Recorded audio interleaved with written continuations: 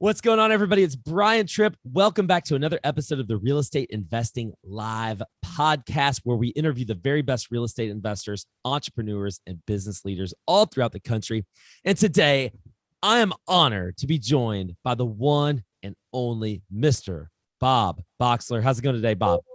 I'm great, man. Thanks, Brian. Thanks for the invite. Thanks for letting me have a conversation with you. It's always awesome to bounce ideas, brainstorms off each other, off of other people that are out there pushing their limit. That's what it's all about. Like change. Let's keep growing. Let's keep evolving, and hopefully, we're bringing other people with us, helping them grow as well. So I appreciate that about you, and let's get into it, man. Let's get into it. So we've been trying to do this for a little while, so I'm glad we're able to actually get on the call and hopefully provide some value to folks who are watching. To give a little context, Bob is in Portland, Oregon. Yep. And running a brokerage, running a creative real estate business as well, buying, holding rentals. Really want to kind of dig into that. And I know that your background was engineering, if I remember correctly. I want to start there. I don't want to do a whole bunch of like, how'd you get into real estate, but I do want to ask you specifically about engineering. Because we've heard that engineers have a certain type of mind, a certain type of brain that they have to kind of analyze to death, and they don't make good real estate investors because of that. Dispel that myth. How were you able to make that transition? And I'm not going to say it was flawless, but how were you able to make that transition into real estate? I love this question, Brian, because this is at the core, right? Why the hell do you get up every day and go do what you're doing? And this is mine. I growing up my whole life, my dad was an engineer and I kind of followed in his footsteps. He helped, quiz me on math facts. He built my analytical mind. My mind's like spreadsheets and data, and let's do physics, right? That gets me excited. Half of your audience is like, or 90% of your audience is like, what? I checked out. This episode's not for them. Yeah, physics is like the last thing I'm thinking about. But I grew up with that kind of frame, applied to one college. It's the one that's the engineering school in my state, got the 4-year engineering degree and went to work in civil engineering. That was my degree. And really built had the tunnel vision of this is my career. This is my degree. I've studied this. And I went to work on some big ass projects that are super risky, but super cool, I guess is a simple word, like big bridge project. Like risky in the sense that you were going to die? Or well, what do you mean? Risky in a sense of every sense. Like I went into the construction management world. So and real estate has a flavor of that, right? Managing these projects we dive into, you gotta be able to manage a project. And engineers, oftentimes they go to school and go right into construction management. That's what I did, because you have the foundational knowledge of what structure you're building. And then you can apply the real world need of people to manage these complex projects. So at that job that you come out of college and you're like, how old am I? 21 years old. And they throw you into the fire, managing a huge budget, managing a critical schedule on these big projects that you see going around you. In any city in the country, there's the first project I was on, Brian, the liquidated damages for being late one day on this project was $300,000 a day. And the management, my boss makes sure everyone on the crew knows who's on the critical path of the project. So there's risk in terms of, gosh, I want to get a promotion. I don't want to screw up and my boss to be upset with me. There's risk because you're out there building these crazy things. And if somebody screws up, somebody could die. Like somebody could literally fall off this bridge, right? There's risk in terms of my social life is at risk because I'm working way too much and you're constantly connected in that world. But I think engineers, coming back to your question, engineers are perfectly equipped to be real estate investors because we need one more set of skills. We need more than one more set of skills, but we have a great set of skills in analyzing data, right? You said, and processing and analyzing risk. If you can put that together with the emotional, the communication skills, which getting started diving into real estate, Brian, I was deathly afraid. I would have been deathly afraid to have this conversation with you. I'd have been sweating. I'd have pushed it off forever. We never would have had it.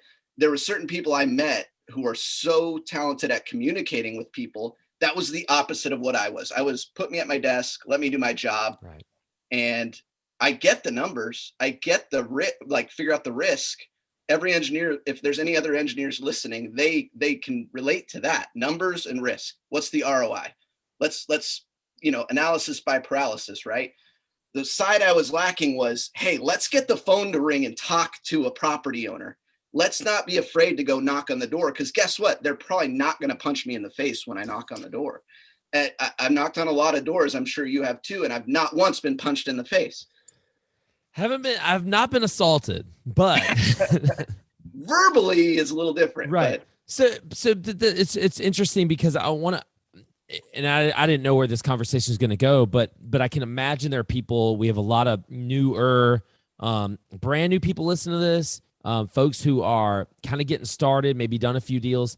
This seems to be a topic we don't really talk about that much, but there is, in the beginning, there's a lot of fear about what if I say the wrong thing, or what if they ask me a question, I don't know the answer to it.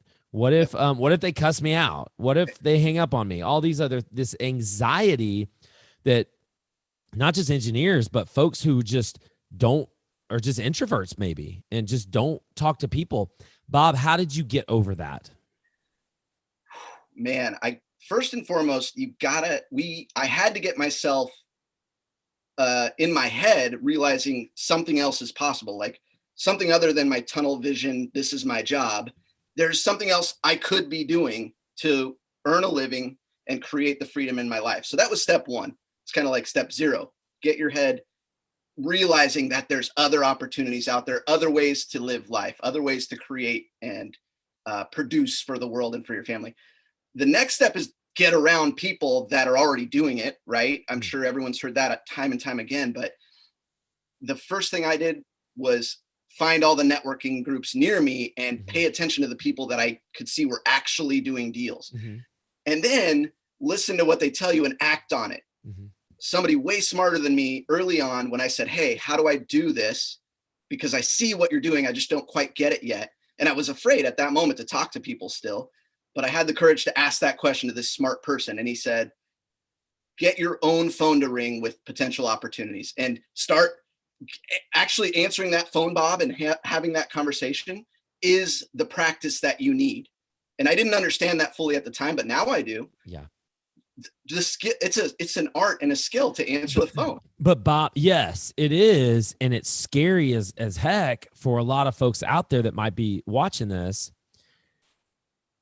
How do you get over that initial fear? And well, first of all, let me say this. You're talking about answering the phone. Yep. Answering the phone for someone who's calling you, which is inbound marketing, is way easier than you picking up the phone and dialing somebody who doesn't even know you're calling them. Yeah. Cold call, warm versus cold, inbound versus outbound. So is that kind of step one, is set up your marketing where people are reaching out to you versus you reaching out to them? Yeah. And it kind of, all of this, Brian, because you've got a big audience, let's caveat this too. If you want to make radical change happen like immediately in your life, that's different than I'm working my job, I like it, and I want to start a side hustle of investing. And I've got this income over here, you know, the two variables, right? For me, I'm tired of this. Something happened in my life where I was just like, I'm done. I'm checked out. I want to change, and I'm not happy going and punching the clock. So the person who's just side hustling, a great way to start is get your phone to ring by sending out some marketing. Post on the internet or reach out to FSBOs. For me, it was send letters in the mail. I was side hustling at my career, making a great salary. Let's send some letters out and get the phone to ring. And opportunities came because of that. Once I said, screw it, I'm burning the bridges and I'm going all in, I needed that, what you mentioned, which is the direct outreach to people, cold calling, because I didn't have a huge marketing budget to send 3,000 letters a month, right? I don't have that cash, but making a phone call is almost free if I already got a phone in my pocket. So I just got And you don't have to start huge. For me, you're right. I was hyperventilating in my car when I set a goal for myself to just make 3 cold calls a day. I'm going to walk the neighborhoods and look at the properties, see which ones are not being taken care of, and look up and see if they're a rental for somebody, because that's a target person. It's less emotional for them, right? So I had a goal every single day, Brian, to walk the neighborhoods that I like and find 3 houses that I knew were rentals and they weren't being taken care of and they've owned it for a while. And I sat in my car and I wouldn't turn the car on until I made 3 cold calls each day. And I probably sat there for a half hour sometimes early on, sweating. I'd type the number in my phone and just sit there and stare at it like your heart's pounding. But whatever that task is for you, in this example, that's making a cold call that made me sweat. Whatever's making you most sweat right now at your stage in the journey, the best way to get over it is to barrel right forward. Running into the wind is what I call it, and lean into the wind, make the calls. The sooner we do those things, the sooner we wake up one day and we hit go on a power dialer and make 100 dials in 1 hour. Like, and you don't even think about it. It's failing your way forward. That's it. Because you're going to screw up. You are going to say the wrong thing. You're not going to know what to say. You're not going to have the answers to these questions. Your tongue's going to get tied. Your foot's going to get stuck in your mouth. All these things have to happen. They do. In order for you to grow. Again, everybody's heard this, but all the magic happens outside of your comfort zone. I've gotten to the point, Bob, to where for me, and I've been going through a lot of stuff personally, and I know that you've been there too, and a lot of people have gone through personal things, personal tragedy in their lives. I've gotten to the point where I just firmly believe that it's not only we need to be uncomfortable, we need to seek it. We need to seek adversity, seek uncomfortability so that we can grow. I don't know if it's the only way. It's the only way it's worked for me to be able to grow. Yeah. Do you want to grow or do you want to stay stagnant? That's it. And, I worked as an engineer. I found myself, there in that industry for 7 years. It's a good career. I was getting promotions. People liked me because I had a good attitude. You see my shirt, positivity, optimism goes a long way, and people can feel it when you're in an office where everyone's slugging away trying to get, the job done. Just those little things propelled me forward. But I found myself and all the people around me were stressed. They felt like they were overworked, underappreciated. There's too much office politics. If something goes wrong, a head has to roll and everyone gets upset, and it just sucks, right?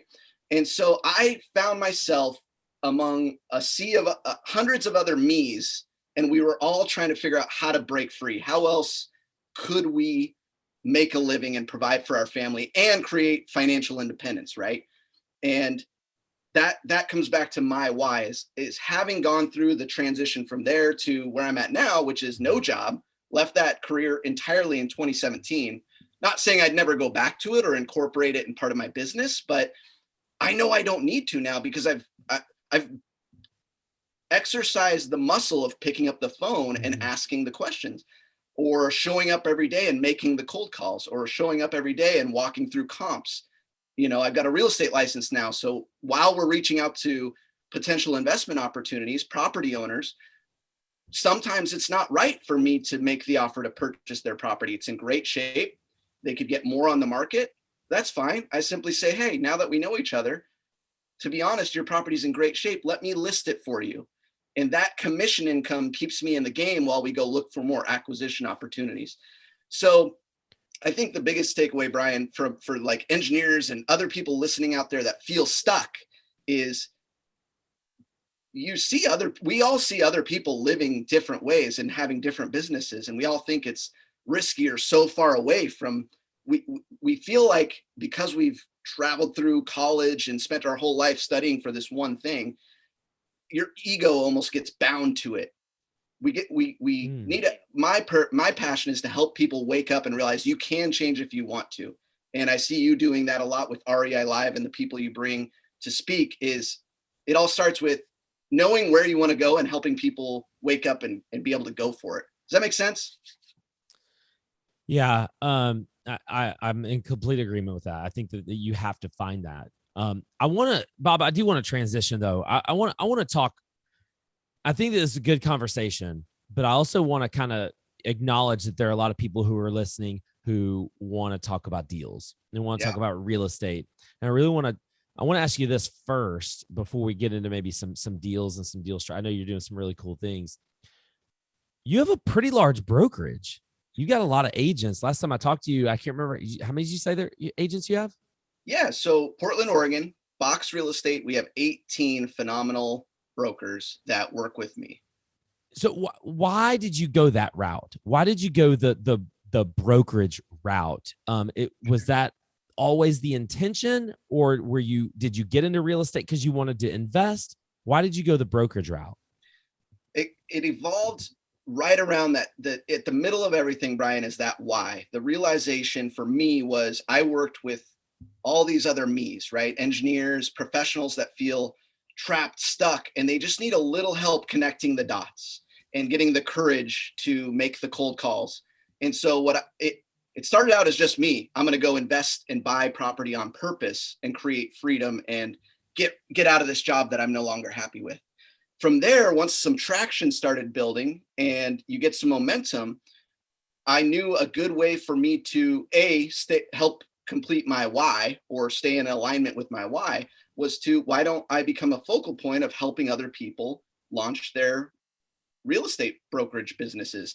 And every broker at Box is eager and hungry to buy real estate. So we all help each other stay motivated. We help punch holes in each other's deals. Like, hey, what are you not seeing here? Because I got this fourplex tied up and it looks awesome. Am I missing something? That's invaluable. And it's a culture that you can't get at every other, big box or brand. But why a brokerage? I don't understand why you went that route, because you could have gone a lot of different routes. Sure. So the brokerage became as a function of what is my journey? What has worked for me? Because I can speak that to be true. So for me, I got under an understanding of real estate investing, and then I got licensed as a means to put food on the table and stay in the game and help people along the way while we go find more investment opportunities. So because it made sense for me, Brian, I thought, hey, I'm going to create my own brokerage where I help people by teaching them exactly what worked for me. And that transformed into a brokerage. And yeah, I hope that answers your question. Yeah. No, it's a route that a lot of investors or people who want to be investors, it's not a route that a lot of them take.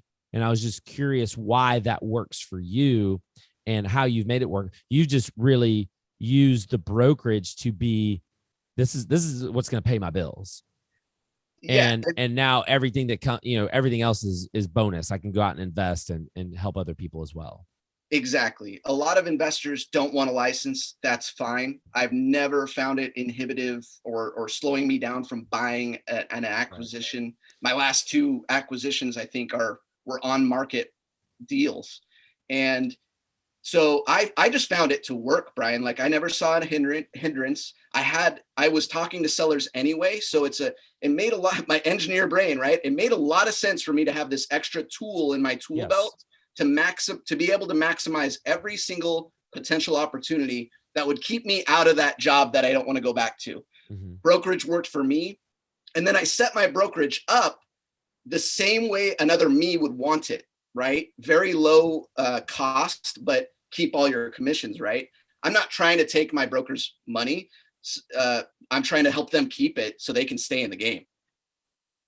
So let's talk about the game. Yep. Let's talk about acquiring real estate. What you mentioned the last couple deals that you've done, you bought on market. Let's just pick these last couple deals that you've done. What is your investing strategy today? Okay, so first and foremost, we've got to understand finance, and we've got to understand that the deal has to be able to pay for itself. That's basically my number one guiding principle.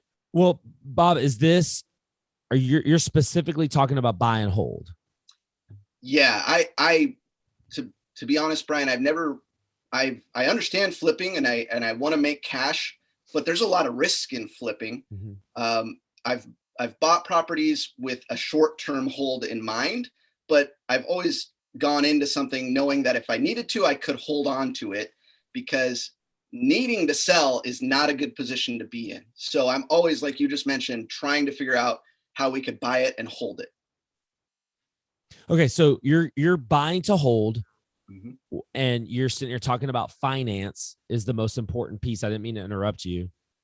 Yeah. So let's just so the office our brokerage works out of, it's in Portland, Oregon. It's in an A+ corner location in a great little neighborhood, halfway between the airport and downtown Portland. And it was on the market. This is a little larger of a deal, but don't let numbers scare you. This was a listing. It came online at $1 million, and it was very much marketed as, hey, tear this building down and develop this lot. That's how the broker put it out there.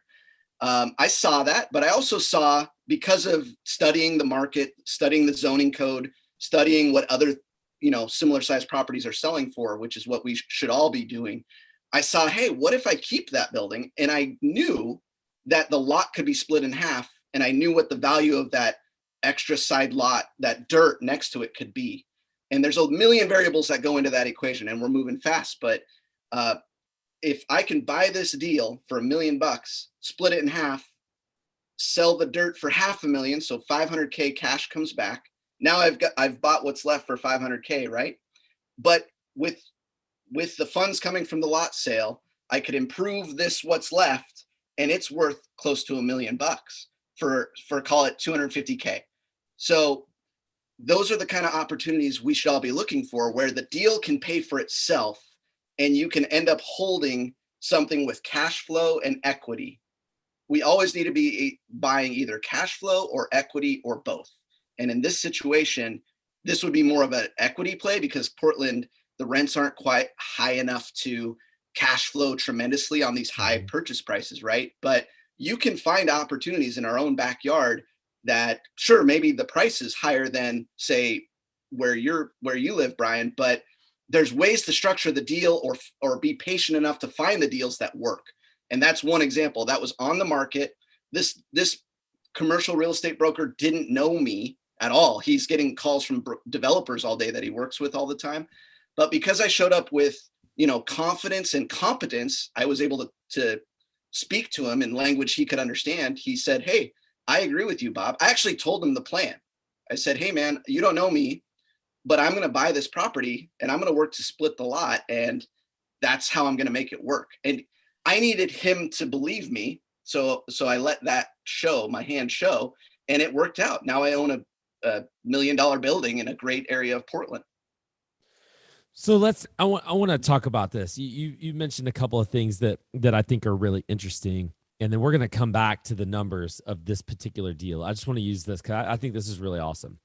The first thing you said that interests me is you bought this property, and it's on an A+.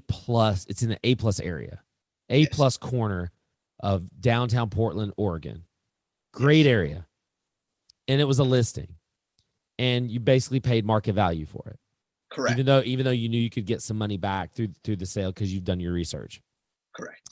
A lot of folks out there who are getting started, obviously you weren't getting started, you've been doing this for a while. A lot of folks out there who are getting started buy into the idea that they need to start with cheap properties in cheap, bad areas.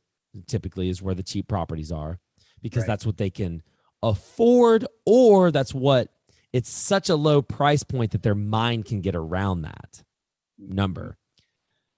You went after an A+ property here. Do you ever recommend that people go after C, D properties in bad areas, or are you really going after these? I'd love to know kind of your opinion on this.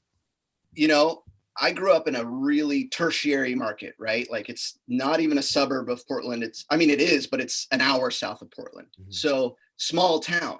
And the only reason I've bought property there is because I understand it so well. And I've literally my whole family's there. So I'm there. I understand what's available for rent or not. I understand what the rents are. So you can invest. And I think we should invest in markets like that, C, D, or tertiary kind of mindset. but you really need to understand the risks. You really need to understand the values and the fact that, hey, this house, if I go to sell it, might sit on the market for 90 days versus 5 days in Portland. You know what I mean? So as long as we understand it to the core, let's go. I'm game. Otherwise, if you do not understand it, or you just see somebody selling turnkey properties in Illinois or wherever, red alert. Just don't try to force it to work because the prices are lower. Stay where you know and understand. Diamonds are in your own backyard. There's a fable about it. Like, there are diamonds in your own backyard. So there's a reason why the old saying is location, location, location. But again, a lot of people don't go after location because of the price point. They just kind of see that high number. And I just wanted to kind of dispel that myth, because that's a big number. How do you come up with $1 million, Bob, to buy this property? I mean, is it in your own back pocket? I heard you say earlier that you don't want to put your money into a deal as well. Yeah. So all these ideas are very true. We want to be buying A+ location. We want to be able to have the confidence, competence, and ability to buy in these high demand areas. But let's admit, you may not start with the $1 million property, right? The first house I bought was literally 2 doors down, and it was a fixer that I could squeak through a bank loan, and I was still working my job. But I knew, because I was studying the market, and this is not an A+ spot. This is probably a B- spot, but it's an up and coming. This was in 2015. I could see the pressure was still there, and the market was going to continue to trend the way it has. Mm-hmm. So it didn't start with the A+ corner in Portland. Let's dispel that first, that you don't have to start there, but you should be working on getting the confidence and the competence to go after them. And that started with, like we mentioned earlier, just going into the wind and getting started. Second thing I wanted to bring up is you said something that I love, buy cash flow or equity or both. So we're buying cash flow or buying equity in this case, in this particular deal, because admittedly, there's not a lot of cash flow in Portland, Oregon, just because of where it is, and what real estate prices are versus what the rents are. But there is equity opportunities. And you basically took this opportunity and created equity, really. Right. So how do you buy at market value and end up with equity? Well, I figured out, like, hey, I can save this building, which is worth more than the dirt value that I'm buying it for. So what are flippers doing, Brian? They're buying equity. They're buying low, selling high. If we can couple those ideas sorry, let me back half step. Flipping is a great way to make cash, but holding real estate is where we're going to make our wealth long term. It hedges against the appreciation. If we get cash, we need to put it back to work. I'm not bashing on flipping or making cash. Let's do that all day long, but we got to find a way to hold on to these things. So anytime I see a path to buy a property and be able to get it stabilized such that it breaks even, hopefully it's cash flowing a bit with all the holdbacks, right? Repairs, maintenance, taxes, insurance, all the things, and hold on to it and just let time do its thing. Let's rinse and repeat that 50, 100 times, and we're set for life. Bob, take us through this deal a little bit. I'm interested to know, you bought it. First of all, how'd you buy it? How'd you finance it? Right. So I needed to, along with the journey, it started with that house that I mentioned where it was just 2 doors down. All those experiences start compounding, right? When I bought that first house, I had to make a call and find someone who would lend me 30 grand because I needed to repair this house and I didn't have 30 grand. So do that 10 times, and all of a sudden you've got 10 people you've worked with who trust you to do the right thing with their money. So when this A+ $1 million opportunity came along, I had some of my own cash, but I didn't have the $1 million in my pocket. Like you said, Brian, I wish I did.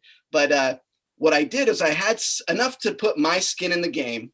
And then I called everyone I knew who I'd worked with before or who I've got relationship with. And I said, do you know anyone with money in the bank that might be interested in investing in a real estate deal and earning 6, 8, 10% interest on their money. And I ask it that way because it's more indirect that way. But Brian, who's the first person that person on the other end of the line is going to think about when I ask them that question? Themselves. Right. So I got really good at going through my phone book and calling anyone who, A, I want to keep in touch with and keep a relationship with, but B, I'm not afraid to ask tough questions. And I ask, and you get better at asking, right? It's pretty easy when you frame it that way. Do you know anyone with cash in the bank that's earning no interest that might be interested in earning 8% interest on their money?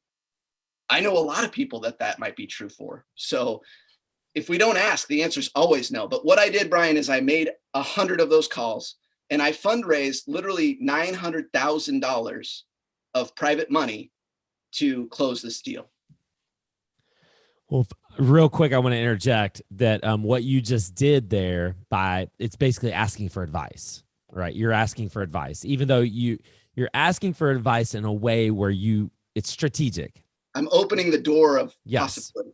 I call that's one of my 5 genius networking moves. And that's one of my 5 genius networking moves is asking for advice, because you're asking for advice. You're really not asking for advice. You're really asking that person, that thing, disguised as asking for advice. So I love it. I love that. I think it's brilliant. It's a brilliant strategy. So you raised $900,000 to purchase this property. How long does it take you to close on the deal? So great question. I upfront knew this was going to take time. And as soon as we buy properties with this much leverage, money's going to be going the wrong direction out of your pocket in interest and taxes and insurance. Mm-hmm. So I negotiated to close as far out as possible. And in this case, it was a year out, I believe, so that I could get as much progress done as possible. What do you mean by as much progress? What are you trying to raise more money? No. So there's a process in every municipality to go to the city and apply to split this lot. You got to do your due diligence first. Then you start the processes of splitting a lot. And in Portland, that process happens to take 8 months to a year right now with COVID times. In my hometown that we mentioned, the tertiary market, you're talking to one person across the counter and then the county to get approval. So I split a lot in that town in 4 or 5 months.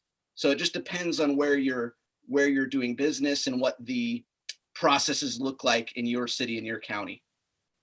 So you're trying to, there's only probably so much you can do though, because you're not the actual owner yet. Correct. Up front, I needed to explain, and in our agreement, hey, owner, I'm going to start these processes and I want you to commit to me right now up front that you'll help sign where the owner needs to sign as we submit for these permits. That's great. That's a brilliant idea. That's a great idea. It helps you, like you just said, it creates more runway for you because this money's costing you money. Correct. So it gives you more runway. So you were able to, so help us with the actual details of the deal. You were able to get what done before closing? So we were able to do, first of all, the due diligence on these kinds of opportunities. You're borrowing a lot of other people's money, so do not skimp it. Pay for the environmental assessment. Your lenders are going to want it too, especially if you use the bank, they're going to require it.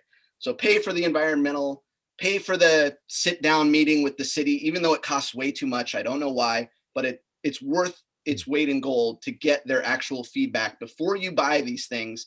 Know as much as you can about the opportunity before you close, because once you close, it's done. And if you can't execute the plan you wanted to, that's a bad thing, right? So due diligence, I can't stress that enough. So we do all our due diligence.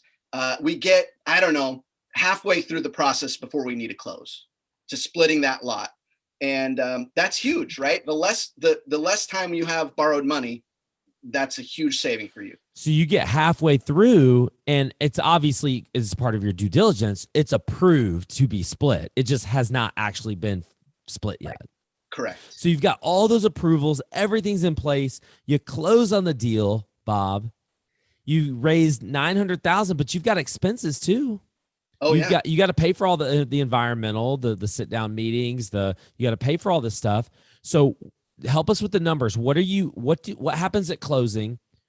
What's coming out of your pocket? What are the extra expenses? Help us really with this deal. Cause I want to take people through this entire process. Cause I think this is really important. Yeah. So you need to be ready. And I like to, this is how it all comes together. The engineering experience, the cash flow planning, I need a good schedule. That how often do we stick to our schedules in real estate projects? Almost never, because contractors go here, there, and everywhere. So you need to be able to weather a storm. And that means don't run out of cash. Right. Too many people go into projects thinking this flip's going to be sold at month 6. It's a risky thing to hang all your weight on, right? Have some extra wiggle room. So once I closed, it's no joke. $900K of short-term money is not cheap. So I was servicing, call it $6,000 a month of just debt. On top of that is taxes, insurance. I need to insure this building. So if it burns down, I want this building, right? I don't want it to burn down. So I need to pay for insurance. I don't know, call it $8,000 a month of outgo starts as soon as I close. So I am motivated like none other to get this lot split and get this stabilized. So tell us how long it took you. How long did it take you to get it split and to close to sell that other lot? Literally, it's going to be split by like Christmas. So it's about a year to get it to close. Gosh. The lot is sold. I already have the buyer, Brian. So before I even had it split, I started marketing buy this half lot. It's subject to me completing the process. So if I didn't complete the process, they don't lose their earnest money. But there's already a buyer ready and eagerly waiting, and he's getting to get started on his plans and permits on his piece that I'm going to sell him. So it's a long process. You've got to be ready for it. You got to have a plan. But luckily the sales proceeds, and this is all part of from the beginning, knowing values, knowing what the bank's going to be able to finance or what, the sale proceeds of the lot are going to cover the majority of everything I needed to get into this deal and fix up the building once I own it. Which is what, so the fix up, all the fees, all the closing costs, all the what it costs to actually split the lot. Yep. The servicing. Oh, gosh. It's okay. The servicing of the debt. Yep. The taxes, the insurance. Yep. Call it like I mentioned at the beginning, $1 million purchase. All the repairs, the fees, the repair this building once I split it and hold it, call that $250K. So I've got $250K of additional costs that need to go into this project. Up while I'm in process, I'm literally writing my own checks to fund this and make it happen. It's my cash. It's my skin in the game. And I'm servicing my lenders. Luckily, this building is in decent shape, so I can create some cash flow while I do the process. So I've got renters upstairs and a business downstairs. So that covers some of the bills, but not all. And so buy for $1 million, sell for $500,000. That's $500K in cash. I need $250K to make it all happen. That puts the money back in my pocket. And I end up with a property with $250,000 of equity and the cash flow isn't huge, like we mentioned, but it's just a piece of property that I want to set it and forget it and let time do its thing in Portland. So to put a bow on this deal, what do you do after the lot is sold, after you get it renovated? Are you going to refinance your investors out? What do you do at the end? 100%. I'm going to get everything rented because what banks want to see is long-term leases. I'm going to get the right long-term leases in place, 3 of them. And I'm going to call the bank and say, here's my income. Here's my net operating income. Please give me a loan for $600,000 and we're done here. So I can refinance out all of the debt that I needed to purchase this deal and replace that debt with long-term bank money. And at $600,000, that sounds like 60% loan to value. So you're not over leveraged. It sounds to me like you could even pull cash out if you wanted to. Correct. Yeah, that's what we're looking for. But it's not like I just described a year and a half of my life. Right. It's hard to look at a screen on your computer and go, oh, there it is. Like that, it takes a lot of time watching and a lot of reading the zoning code. And it starts with one house. You know, I have a friend in Portland. You might have met him in some of our networking groups. He owns about 500 apartment doors. And I asked him one day, I said, how did you get to where you're at? And he said, just like you, just with one house. And I said, let's go. Yeah. Bob, thank you for taking us through that, through all those numbers in this deal. It's a fascinating deal. And I love anytime that we can get somebody on the show and really dissect and analyze an actual real life deal to give people some perspective. And like you just said, I love the way that you ended it. It all starts with one. It all starts with, you got to take action to do that first one. Pick up the phone or get your marketing out, people calling you, get on that phone. And that's how the process starts. Yeah. Yeah. And we really are our own worst enemy in the beginning, where we want it to happen now. Right. But it doesn't happen now. And in real estate, especially, whatever your market is, patience and staying true to your targets is critical. Do not go into something that you fudge the numbers a bit to make it work, or maybe the market's going to keep going the way it is, so I'm okay with this smaller margin than I thought I wanted. There's so much risk in this business, Brian, that do not skimp on those. Do not cut the corner to make a deal happen. Wait, just be patient. I like to say persistence is the number one key to this. Yeah.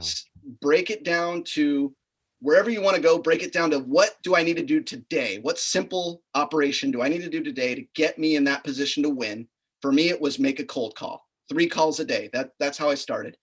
And if you just get in the habit and you're persistent at doing those things every single day, the first step, the making the call, that opens the door to the opportunity. And the more of those rabbit holes you go down, the better you get at reading the zoning code, the better you get at understanding what the city's going to want, the better you get at being confident and competent in this world that is full of risk, but it's full of riches if we treat people well and do the right things and show up every day to work. No doubt about it. Well said.